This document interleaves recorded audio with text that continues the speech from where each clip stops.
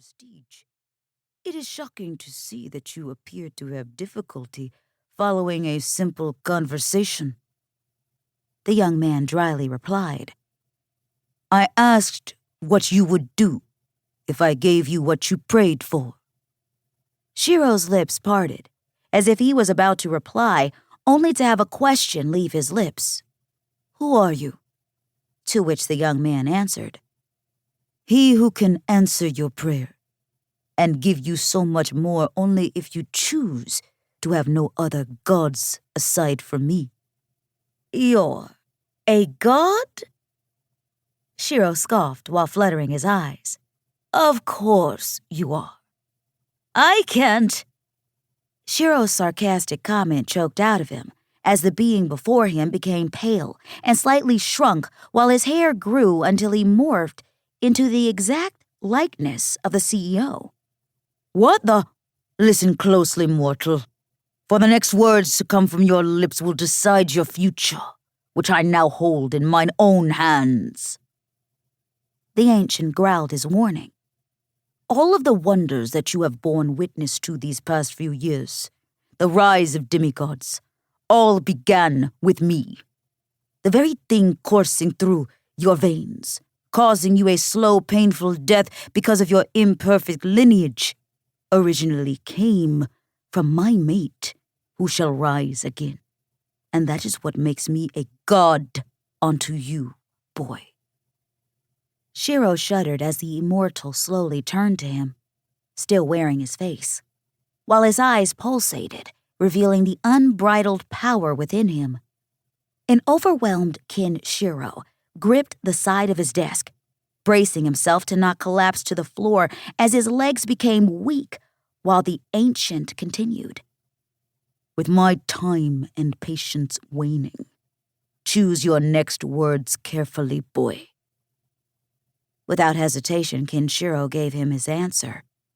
If you are who you say you are, and if you can do what you say you can do, my life would be yours to command from this day forward. I would worship you for as long as you deemed fit for me to breathe air, and would revere you in the afterlife. I would become your most faithful of servants, your herald, going forth to proclaim your glory and rule as the one and only true God of this world. No, this universe, if you can save my life.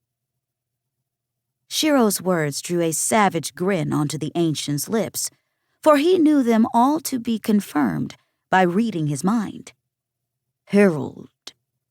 I do like the sound of that title. Kinshiro lurked forward, gasping as he was stuck in the neck from behind by a syringe levitation in mid-air via telekinesis. The plunger emptied through the barrel, hub, and needle a red liquid into Shiro's veins. As it was plucked from his neck, Shiro collapsed onto the floor, clutching the small wound that was made. What did you put in me? Shiro groaned. The very thing that you prayed for, the ancient replied, staring out the window. Life. Kinshiro groaned as his veins began to ripple while his muscles bulged. He violently gagged and hacked until a thick, heavy wad of a black and green mass shot from his mouth onto the floor.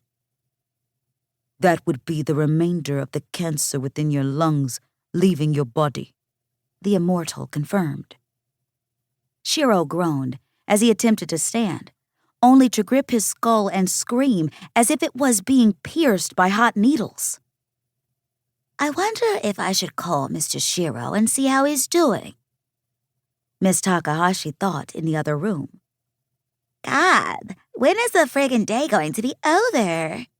Groaned the thoughts of Miss Takahashi's assistant. Can't wait to go to Groove downtown and check out that new band with the girls. I can hear everyone. Ah, you have developed powers of the mind. The ancient smirked, finally turning to him. Good. It shall make it easier for me to show you. The immortal's eyes blazed brighter, while Shiro's eyes became milk white where he knelt.